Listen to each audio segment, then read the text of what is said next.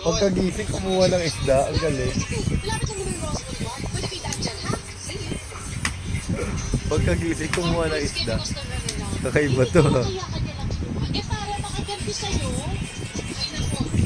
Kakagising lang yan.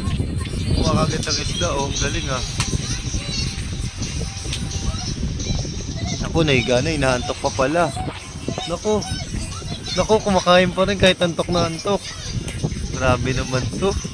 Grabe. Antok na antok ko. Kawawa naman. Antok na antok pero kakain. Antok na antok yan. Pagkabangon mo, kumuha ka na ng isda.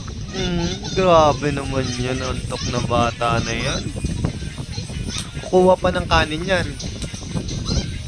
Grabe. Pinapakta. Naku, ang sarap naman ng isda na yan. Pagkabangon niya, kuha isda. Subo. Pumipikit-pikit. Ano, naku, antok na antok ko. Pero nilabanan niya yung gutom niya. Wala talaga. Bagsak pa rin talaga. Negative talaga. Ay, naku, bumangon. Nakita niya yung isdang hawak niya. Kakainin pa kaya? O hindi na? O matutulog na siya? Kinain. Nilabanan niya yung antok niya.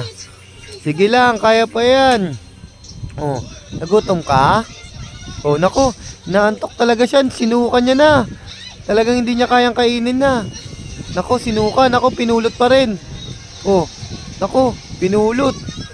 Sa kaya niya lalagay? Sa plato. Nako, hinalo ulit sa isda niya.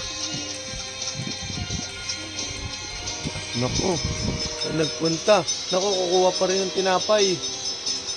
Ano gagawin mo? Magkakape ka ba? Ano gagawin mo?